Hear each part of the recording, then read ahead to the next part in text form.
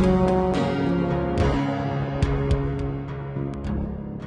we're going to talk about concepts to improve efficiency, and there's a little handout, a piece of paper, that really kind of talks about learning objectives, and I know we have a real diverse audience. We have physicians, maybe do we have any lawyers in the room tonight? Regulatory, great, love lawyers. How many of you work for hospitals or healthcare organizations? And great, how about the payer environments? Any payer environments here? Oh wow, we'll have to, oh, okay, perfect, beautiful. And you work in the, for the Medis, or do you work for private pay, or? It's Medicare Advantage. Okay, very good. Okay, so we have a pretty good cross-section. So I want to kind of tune this presentation for kind of everybody in the audience tonight. But we do want to go over some learning objectives. And the important thing is, the challenge before healthcare, I think, for all of us is improving the quality and the efficiency of the service delivery while minimizing the cost. And what is quality and efficiency? What is a system aim? The system aim, according to Deming and other industrial engineers, really is the rate at which a system achieves its goal, where it needs to go. And the rate is really, really an important concept. This is kind of my background. I know a little bit about you. We're kind of breaking this down into two parts tonight. And I talk about, in quotes, banishing silos. And I'm going to put that question to all of you. Do we really need to banish silos? Do we need to work cooperatively? Do we need to invoke better leadership across silos to solve the fragmentation problem in this delivery continuum? What is the answer to that? And I want to kind of try to discover that a little bit tonight. And then I'm going to talk about ACOs. A little bit about ACOs, and then the kind of analytics and the robustness of the reporting systems that really do need to support advanced analytics as we move into this kind of this new market era of healthcare in the United States. Between part one and part two, I'm going to tell a little story, and I'm going to give you some case examples of a couple of institutions that I've traveled to and worked with that I believe are really leading edge 21st century healthcare, that are really investing a lot of time and energy in the techniques of process improvement and innovation. And innovation really is about change in building new processes. Processes improvement is kind of like, you know, continuing kind of the same old paradigm. So innovation, I think, is going to be a big part of our talk tonight. So silos at work. Silos have been around since 8th century BC, as the Greeks described them as a place to store grain, concentrated feed source for cattle. That's kind of where the term silo first evolved. Everyone seems to be using the silo as applied to healthcare. There's silos at work. Does anyone know where this is? That's right, Texas Medical Center. From a basic clinical and translational research standpoint, these are among the largest research and clinical silos in the entire world. And I've traveled around and seen many of them in many different countries. And there's really nothing that rivals the Texas Medical Center. It's an amazing place. I was the CIO at MD Anderson. During that time, after a couple, 3 years, my night job was to build a molecular data mining company, which I eventually became CEO at. So I was kind of entrepreneuring a lot in these silos. So I had to bounce around between basic research and clinical research and translational research and working with pharma companies. So I guess I'm a kind of a testimony that when you work in these silos, you can actually get some work done and build some things that add to the value chain in healthcare, which we did. We were eventually bought by SAP, a large company in Heidelberg, Germany. So, and the company is still alive today as Molecular Health. So it is possible to work effectively in silos.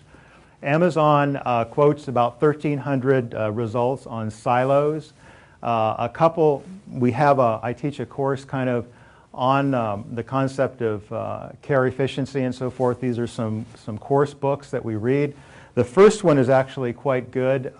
Turf Wars, I think, is a real interesting fable about leadership and breaking down and bringing down the barriers across silos. We have a physician in the room, I think, from UTMB. If you get a chance, read this one on spanning silos. It's real interesting. And you work at a large academic, I believe, and it would be a useful text in that environment. Converging concepts to improve care efficiency, and the underscore here is really developing integrated organizational and operating strategies in a rapidly changing environment. When Medicare was signed back in 1965, it was a kinder, simpler, gentler kind of time in life. Now we have so many acronyms stacked up coming out of the Fed, it's really hard to say what's going to be next, but it's a very, very complex and rapidly changing environment, as all of you know. Particularly in the patient care domain. The domains under reimbursement, physician-hospital relationships, changing regulations. Where is the patient and where is the employee in this process? And that should be really in the forte. I don't want to reflect too much on current healthcare reform. I think it's more important to look at the current healthcare economy and Medicare spend, and I'm going to kind of lay out where we're going with Medicare and the Medis in our current economy, talk a little bit about what's driving the change. I think the most interesting piece here is really the rise of the consumer. When you look at Twitter and Facebook and all of these modalities where prospective patients can have conversations with one another, I think the rise of the consumer in terms of a value purchase proposition is very, very high strength in our current market. Systems at maximum spend. I have a report here I just recently got back from the OIG, and I wanted to look at a decade where really there wasn't a lot of turbulence and a lot of change, to find out what happened to hospitals during that decade period. And this report that I got from the OIG cites about 340 hospital closures from 1990 to 1999. And that was a period where there wasn't a tremendous amount of change. So the question is, you know, what's going to happen next? There's an all-time high in merger and acquisition activity. Lawyers will tell you, I think the lawyers last week were discussing in this arena a little bit about how busy they are at their desks in looking at prospective merger and acquisition kind of activity and change in formation of partnerships. So there's a behemoth amount of activity of that happening now. The quality in terms of the value per dollar is poor. Do we understand really quality? Does the patient really understand what they're getting? Many patients today in small business America are on their own health care plans. I administer ours. The deductibles are high, and if you can go to XYZ for a CT scan of your knee for $350 versus use insurance and use your deductible of $3,000, what are you going to do? You're going to choose to get a CT for $350 and put your own composite of care together. And we see many, many, many patients moving in that direction. So everyone's looking at and trying to discover what value is. And value, what is the value proposition really in healthcare today? It is outcomes over cost. Value is outcomes over cost, and I think that's a real important equation to remember. Obamacare, you know, it rivals what happened with Medicare in terms of the level of activity, the invoking of the Supreme Court for decisions and so forth. It is the beginning. Some good things have happened. Actually, good things are happening from the left and the right, but in terms of Obama's administration, you know, we're looking at the HITECH Act with a massive investment in information technology and business analytics and the acumen to run these computers in all these hospitals. And the investment is rather astounding when you see how many EMRs are being invoked into organizations now. Partners just signed a contract with Epic for $800 million for a 5-year install process. That's just one example of, you know, 5,000 healthcare and hospital groups in this country, and everyone's investing in technology. But the silos are getting deeper as medical science progresses. And really, silos are adaptive. They're adaptive mechanisms. Early part of my career for 10 years was really spent in a silo. We couldn't have done good work in terms of discovery of new drug sensitivities to microorganisms and so forth without the ability to exist and to live in that silo. It's really about the leadership at the top. Do they understand the activities, and how can we cross-connect those silos across the continuum? We won't go through all of these acronyms. I think you know most of them, and I think if you're all involved, mostly all involved in healthcare delivery process, you know what these are about, and you're dealing with them on a day-to-day basis and trying to resolve all kinds of conflicts and discussions and so forth in terms of looking into the crystal ball and designing a future for your hospital healthcare organization. I think that we I as a former laboratorian really like the idea of ICD-10, ICD-11. It's going to allow more granular reporting. It will allow the accumulation of better statistics for population reporting. It will allow the comparison, intercomparison of patient outcomes based on diagnostic groups. A lot of really good things are coming out of ICD-10. 5010, you know what that is. It's about standardizing financial transactions. A couple of these acronyms. Do you guys know what HITSP and CCHIT is all about? Especially HITSP, HL7. HITSP is a Health Information Technology Standards Panel. CCHIT is a 501c3 that is an independent certification body for EMRs. It's interesting that just a day or two ago, the CCHIT responded to the ONC about an RFI to develop the National Health Information Network, which is going to be the next step beyond the HIE. So people are questioning a lot of these kinds of activities. Are the healthcare exchanges and interchanges going to be around for the future? And I would say yes, because the Fed is taking the next step. And the CCHIT will be involved in the design process for the National Health Information Network, again, to support population statistics and those kinds of reports we're going to see and talk about at the end of the presentation. Near horizon. Boy, I travel all over the country on a week-to-week basis. In New York, Los Angeles last week, 3 cities. Everyone's talking about ACOs, how to construct them, but the key is don't dive in. No one's really diving in. Everyone's making application. They're spending a lot of money on the legal process to get involved, to understand what an ACO is. But in base principle, the ACO is probably one of those formations, a system formation that will be a very viable part of healthcare going into the future. Don't know what the timeline is going to be. There are lots of projected timelines. Lots of these timelines are now being rolled back, like ICD-10 to 2013, 2014. But we see the ACO formation as a very viable component of what the healthcare fabric will definitely look like. Second generation, we'll talk about this in just a moment. ACOs in the pipeline, this information kind of came out yesterday and today. They announced that 89 accountable care organizations open in July 1. Now, is that a big number or is that a small number? What do you think? Is that a big number or a small number? That's a pretty small number, considering there are 5,000 or 6,000 potential entities.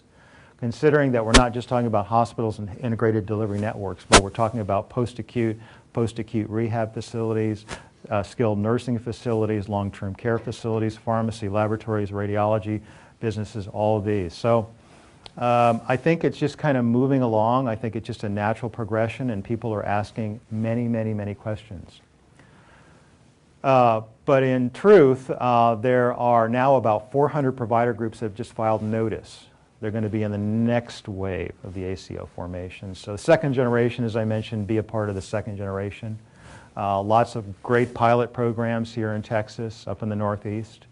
There's about 32, I think, pilot programs to look at, and just Google them. They're all out there. All the research data is beginning to accumulate.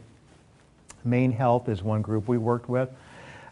This is interesting for those who work in physician hospital kinds of organizations. I think we have at least 1 or 2 people in the audience who work with physician practices. That would be you. Look at Mike Donahue's video, because he was very involved in a large geographic region of Maine, assembling the basic steps of ACO formation. I see this is potentially a very successful group, and they're all over the country, but they put a lot of work into this particular group that I mentioned here. Value-based purchasing, I think, is already happening. It has been happening. It's been happening for those who don't have health care. They're shopping. They're shopping because they have scarce resources. and they may not have a job. So they're already out looking at, should I go to hospital X, Y, or Z? What about a procedure? I just got a diagnosis in the emergency room. My knee hurts. I need a CT, as I mentioned. Do I need to, pay $300 or $3,000? And it's amazing the hospitals are really negotiating these rates. It's very true. So value-based purchasing, quality of health, data on the dollar. That's going to be our near-term consumer in healthcare. Emergence of the medical home, they're forming everywhere. Not a day goes by where I don't hear a physician in collaboration with a long-term care center, skilled nursing facility. There's even a group in Seattle that negotiated with Volkswagen America to do office visits using their Beetles, which is kind of an innovative group. It's like an at-home. They have a patient center, a medical office building, and they have a little fleet of Beetles in their parking lot. So, they're, it's kind of like the horse and buggy days, kind of all over again, but with technology. We see that as really a viable part of maintaining this patient population, which, if you look at the stratification of patients, and we have a number of physicians in the room, 50% of patients below the age of 40, 50% of those patients consume about 3% of the resources. Over the age of 40, going into the 50s, 3% of that population consumes 50% of the resources. So we're talking about a very small slice of America here, a very small slice of the demographic consuming the very, very huge, vast resources really at the end stage of life. So that's a problem we have to get after. And there are probably 6 chronic diseases that most of these hospitals, healthcare organizations, long-term care facilities are trying to coordinate in a coordinated fashion to resolve that cost problem. About 22 years ago, there was a study done by the American Group Practice Association. I have a copy of it here, and it's interesting that I read it. I read it then, I'm reading it again, and I'm comparing it against 2011 statistics. Outcomes management, you know about that. It's the least costly method for solving a health condition. You get 20 physicians in different corners who've been trained by different medical schools. You commonly get 20 different pathways to treat virtually the same illness.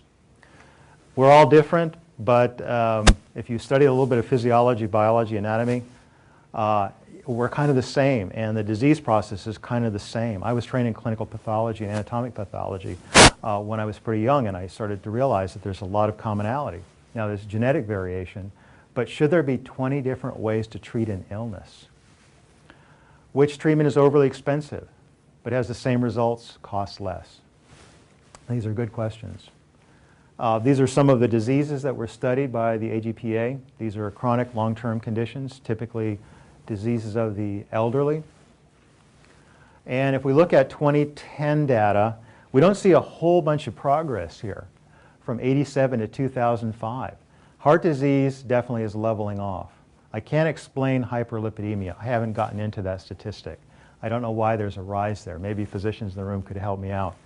But the rest continue to advance. Ken Thorpe over at Emory did some interesting research on this big cost problem, disease of the elderly. 2/3 of the rise in spending is really related to treatment of chronic diseases. 1/3 is related to obesity. And many of these are comorbidities, complex diagnoses, that where we're treating more than one disease and more than one symptom. Okay, so that's 99% of current Medicare expense. Some costs can be avoided from the point a person is enrolled in Medicare to end of life. And this is sort of a diagram of overweight and obese patients.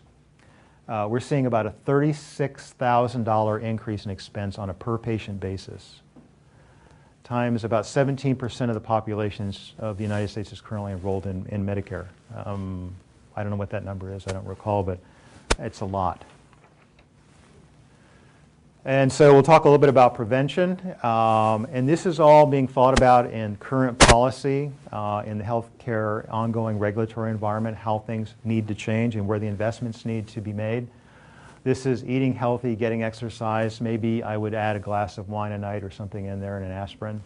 Secondary prevention. I don't look like I'm almost 60, but I am. And that's what I do. Secondary prevention, these are interventions using blood tests, probably genomic diagnostic screenings and so forth. And this is where the big problem is for hospitals. And this is kind of the case in the story we're building tonight. Transitional care and care coordination. The cost is going to continue to be here. Investments will be made here in our population. Investments will continue to be made. I think it's investments in cardiovascular care and so forth are showing statistically advances, real positive advances, but this is where the cost in our current care model really needs to be managed, particularly in this care coordination, transitional care area. Just some examples of where policies are proposing current spend, current community health teams for primary, secondary, and tertiary. And I think we're going to see these evolve more rapidly as the demographic. We continue to get older and older and older. We'll see increases in particularly the tertiary issues. Government approaching solutions. There's been a lot of discussion around the development of the CMS Center for Innovation. There are a lot of questions about the viability of that. Will that happen? How will it happen? Who is it? Who's going to be the CEO of the CMS Center for Innovation? I mean, Newt Gingrich is one of the smartest guys in Washington, and he just liquidated Chapter 7, the Center for Healthcare Transformation. So, we'll see what comes out of the development of the CMS Center for Innovation. Something to keep your eye on. At the end of the day, throughput, hospital efficiency is the key to your individual sustainability for all of those who are working in hospitals. What's in the Affordable Care Act? There's something in there for everybody, including tertiary. There we go with the Center for CMS Innovation again. Smart exchanges. This is something we're going to be talking about in just a moment. The potential. So here's the cost structure. Very little care coordination, traditional Medicare. 50% of patients return to hospital in 30 days. And that's for a lot of reasons. Maybe they have been underutilized. Maybe their length of stay was too much. Maybe discharge instructions were poor. I mean, I think there are a lot of reasons for the readmission. But there's really not a lot of data. 1% of long-term care skilled nursing facilities currently have an EMR. They probably have one of the highest needs for an EMR in terms of just medication management for patients and so forth when they leave the hospital to long-term care or being supported in end-of-life scenarios. 6 medical conditions, which I mentioned, which I think will continue to be studied in depth from a cost management standpoint and a quality standpoint, and evidence-based models, both clinical evidence basis and also management evidence basis, meaning you've got managers managing all these silos. And how effective is a manager in managing the silos? How do we measure that? Well, typically organizations use a balanced scorecard, anecdotal accounts. I think we're going to see evidence-based management really come into focus here when we start talking about in a corollary manner, evidence-based disease management. So you all as managers have something to look forward to. You're going to be closely measured in terms of your performance against these evidence-based models. New and revised care models with a focus on episode of coordinated care and care reengineering. Transformational concepts. Thinking about the system aim. What does the whole want to establish? What are the business themes of the organization? Cascading all the way down to what are the activities required to support a patient? How do teams work? Process milestones, mapping current state operations, determining based on the policy environment and regulatory environment, what is the future state? What does it need to look like? What does it need to contain? Looking at process, people, and technology, mapping that future state down to a gap analysis. Here's the current state, here's the future state, here's the action plan. Integration of workflow, and that should evolve into your software configuration. We don't install software and then do care coordination and process reengineering. It's one before the other. And then using technology to automate the simplest and most manual steps in a hospital. When a patient gets discharged, how is environmental services noticed to clean the bed and get the room ready for the next patient? You know, it's about freeing up resources in a hospital rather than building more mortar and bricks and granite and glass. Do we need more medical office buildings? Or can we be more efficient and free up space and time? So we have what we call the pizza factory players, the big players in the niche. Pizza factory players are more or less Deloitte & Touche or one of the big 4 consulting firms or 5 consulting firms. They do a great job going into a laboratory, a radiology, surgery department, and end-to-end process analysis. They do swim lane diagrams, and they say, here's how we can make this department more effective. But does that include the philosophical level from system aim on down through that department, and how do we connect the departments? There's some big players coming onto the map, and we'll talk about those in just a moment. Lean hospital efforts. Who in the room is involved in a lean hospital program or executing on lean hospital operations improvements or process improvements? Who in the room is involved in that sort of thing? Okay. So my bet is in the next decade, every hand in the room will go up.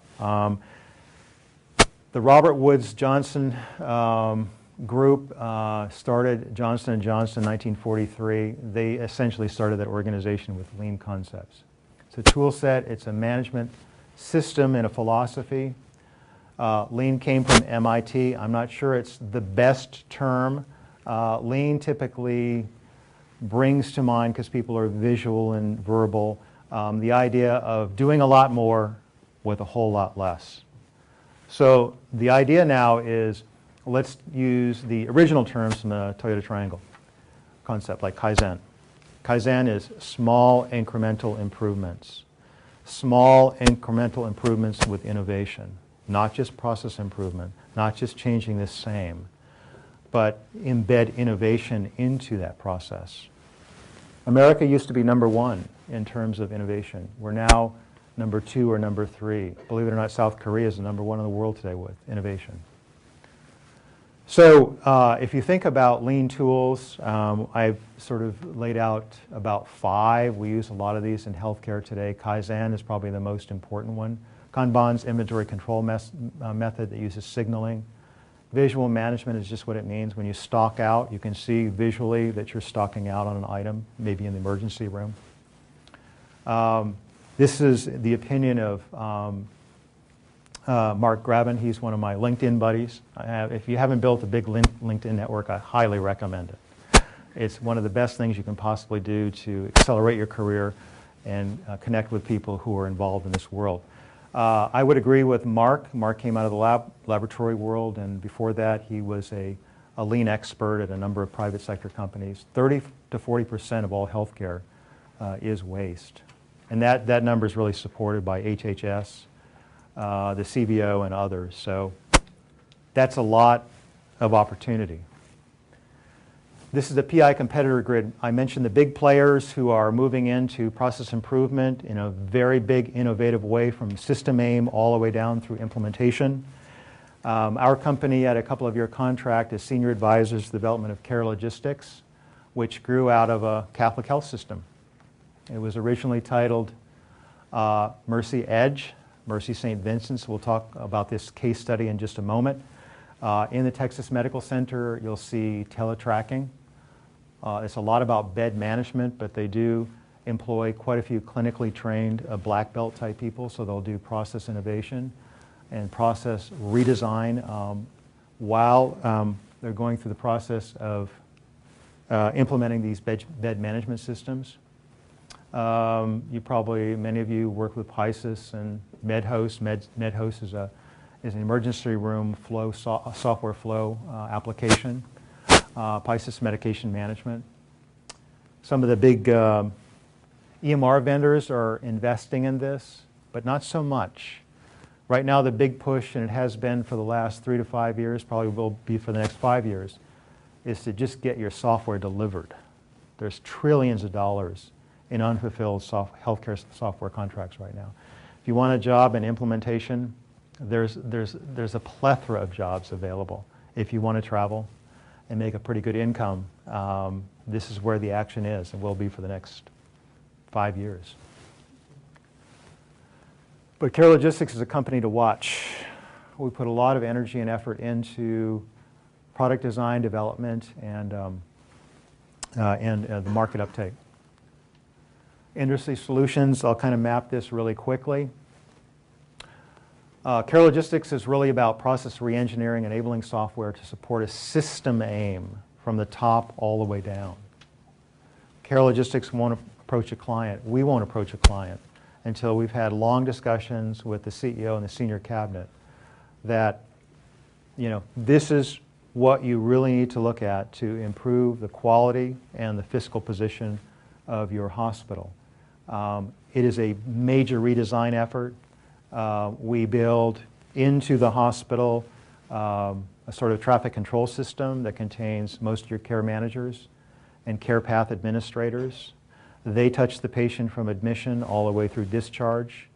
We map changes in financial status. We map changes in acuity. We map changes in everything out to the length of stay on a per procedure basis. You walk into a hospital with Care Logistics, it looks like a modern airport. Where you have big control boards in a modern airport, all of the units of our hospitals have big control boards. They have encrypted patient names, all the patient procedures, and they have a circuit timer for length of stay based on procedures and diagnostic codes. It's very quiet when a physician walks into one of these care areas. They go right to the traffic control board. When you walk into an airport, you're not talking with people or reading pieces of paper about your schedule. You're looking at a board, right? Then you go right to your gate, and then you board.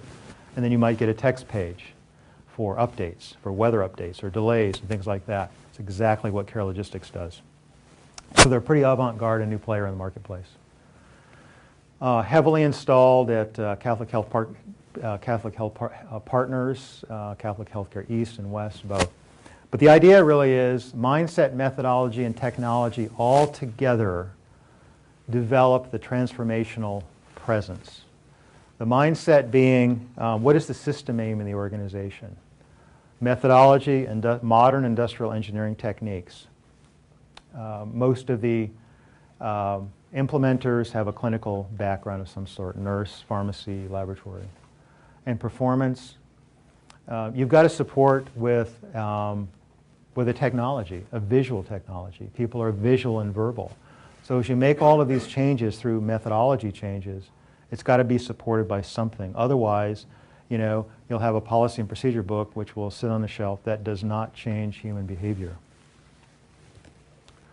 When you think about the Toyota triangle, and this uses all the techniques from the Toyota triangle, what is at the center of the triangle? What is at the very center of the Toyota triangle? It's human development. When Toyota, Ono, first developed this technology, they realized they were in scarce resources on an island, developing a production company for worldwide distribution.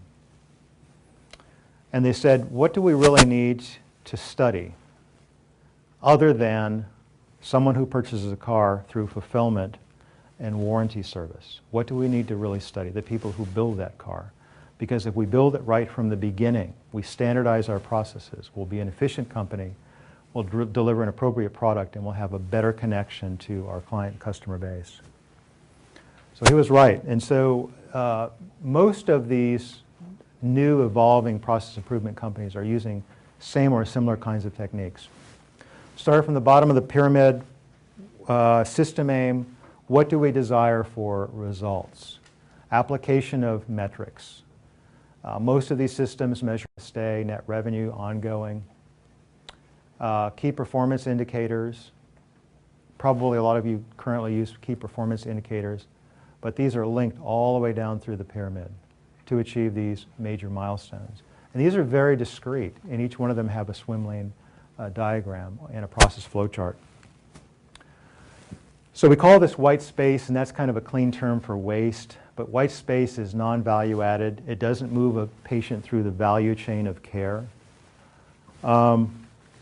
And it doesn't reduce length of stay. In Medicare patients, it's all about length of stay based on a diagnosis code. If you exceed a length of stay, what happens? What happens to the hospital? They eat it. Here we're looking at length of stay changes, elimination of white space down to this. And it's impossible to eliminate all of the scheduling problems and all of the problems of being human and managing patients. It's impossible to virtually remove all of that. The human biology and healthcare delivery process is too complex, but we can certainly improve it. And that really is the key, is improvement in the process to help a system achieve its rate. And then so we're looking at the system aim, move from silo to coordinated operations, optimizing the whole anecdote and opinion to effective fact-based decisions, to orchestrated care execution. And this is completely out to the long-term care environment. So connecting the provider through like a national health information network, through a health information exchange, to long-term care, nursing home kinds of environments, post-acute rehab environments, medical home environments, and then home-based care. We're seeing the emergence of home-based care. There are these models, but it's connecting all of the dots of care. This is a study. This is Dr. Andrabi, who is the CEO of Mercy, and he is the one that really spearheaded the development of what I would call Mercy Edge. And it's really interesting that a $50 million company is now part of a $400 million company, Jackson Healthcare, started out at Mercy Hospital through that process of innovation. But the commitment today and for the last 5 years of Dr. Andrabi has just been remarkable. And they license the product to Care Logistics. So there's a business-to-business relationship between the two. Some statistics down here at the bottom. This is a reduction in length of stay, direct cost savings, increase in volume, total impact about $38 million over 2 years. Okay? And they will share this case study with everyone. And this is why I wanted to share this information with you today as a really good singular example of a case study.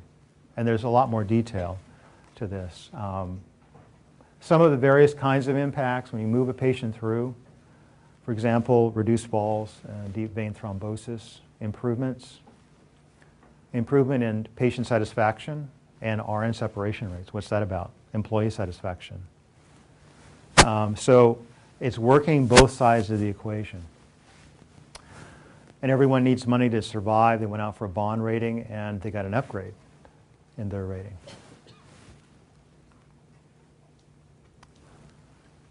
So the future is competing on analytics. And we as a company go into a client and say, you know, we're a value-based company. We want to provide advisory in certain domains. And at the end of the advisory, at the end of the process of our engagement for any process re-engineering, we want to study and publish statistics. So we'll do a current state of operations, and we'll work with the finance team and extrapolate those statistics. We'll do a projected future state, we'll do a gap analysis, and then we'll prove our value over time for the length of that engagement. I think that's going to be very typical. These are some of the kind of things we look at. Length of stay is a real important indicator, but not the only indicator. It's a healthy financial indicator. And then we go to analytics. Any of you involved with the Healthcare Information Management Systems Society in the room? Anybody get involved with that? I think that healthcare providers, whether you're a clinician or work in finance, we're all becoming, in one way or another, informaticists, meaning we're all savvy with computers. I have a 7-year-old daughter, and she knows her way around everything. From text paging, so she could do word processing at 3, text paging, emailing, iPad. The next generation, now they're called the global generation, are very savvy. So there won't be such a separation in administrators, you know, having one group doing informatics and the other group just doing finance. I think it's going to be a job for all of us to understand. I think it's going to be, informatics is going to be a natural managerial science embedded, deeply embedded in the process of our education and our natural career histories. This is the implementation timeline. This is really a pretty good slide. You can go out to the HIMSS website, take a look at this. Implementation time for kind of what's happening on the informatics side. I have about a 100-page outline for everything that needs to be involved in terms of supporting an ACO. It's very complex. For an average hospital would be, you know, an investment of 20 to 50 million, somewhere in there. That's why we see all the M&A activity really ramping up, because people really understand to have these tools and to get access to this data. It's not a trivial pursuit by any means. The emergence of ACO models of governance, it's all over the map, depending on where your position is in the world. If you're part of an integrated delivery system, there's some examples, multi-specialty group practices, you're there. But really, people are looking at what can I contribute as value? And I'm looking at many physician groups here just in this area, in the Bay Area. They're talking to all the hospitals and trying to understand what kind of value exchanges could take place. Trying to understand what kind of cross-pollinations could take place. But really, the physician has an incredible amount of strength in this governance process, which is amazing because in America, you know, physicians are ranked 25th on the scale of the pay scale, 25th in developed nations, which I was under the impression it was much higher than that, but they're not compensated like many other countries. In the emerging model for governance, I think physicians will be the king in terms of the center will evolve as the medical home. The relationships from the medical home to long-term care and referral patterns are going to be tightly controlled. There's going to be data to make those kinds of decisions, whereas there hasn't been that kind of data available. But through emerging ACO models, that data will be available. Success, intercomparisons between population health, the experience of care, and per capita costs. This is part of the definition of the triangle triple aim.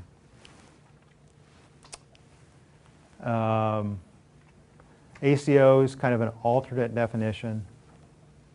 There's a lot of discussion right now between capitation for a population, and the entry point for a Medicare population is about 5,000. Most of the discussions that we're having and we're seeing range from 20 to 50 to 100,000 Medicare population. So I think based on the cost structure of entering an ACO, it would be very difficult to base any viability on 5,000 patients. ACO provisions. Reform has lots and lots of ACO provisions to support it. It's something that's being supported by left and right conservatives and liberals. These are the basic components. The key is the patient-centered medical home and primary care physicians. The baseline is 5,000 Medicare beneficiaries. For sheer economies and scales, most are looking at much, like I say, much higher numbers. And the deliverables. So for analytics, predictive modeling tools are real important. Link the EHR with population. The population data is linking one system to the next through the Health Information Exchange. I believe there's a few in Houston. There's many all over Texas now that are evolving. With what is being termed the Nationwide Health Information Exchange, which would be the next big investment by the Fed in linking the various HIEs. EHR integration strategies, reminder management systems, episode care analysis systems, patient portal options for self-care. These are just the basic components from an HIT perspective. And then meaningful use. So these are the kind of reports that your system will need to support. From total cost of care, population analysis, predictive analysis, care management. I think everyone right now is trying to get their arms around what do we need for this and what do we need for this, so that they can obtain the incentivizations rather than the penalties from the Fed. These are more future-seeking predictive analysis, care management disease registries, and then risk analysis. What kind of service lines do we make investments in? to move our individual organizations forward and be competitive in this healthcare ecosystem, which the ACO really kind of supports. So maintaining a focus on improving quality, efficiency, and throughput, competing with analytics, is going to be very important. I think it's going to be very important in removing cost. It's going to be very important in improving, maintaining and improving quality for patients, and certainly to become part of the government ecosystem for payments, whether they're bundle payments or capitated based on a population. You've got to compete with analytics, and that's a very big investment. So we're going to pause there. I just wanted to make sure everybody knows your voting devices should go in the basket in the middle of the table on your way out. If you just please remember to drop them in there. Otherwise, Don's going to have to foot the bill for each one of them. Wow. I just wanted to... Thanks, Manny. I've got a present for you to make up for it. Okay. A ticket to the midnight showing of Batman. But this is a very complex topic, obviously, as are all the topics that we tackle. And I really want to thank Don for coming out and condensing it into an hour and trying to touch on each piece of it in a way that we can all understand. So thank you very much. Welcome. Don.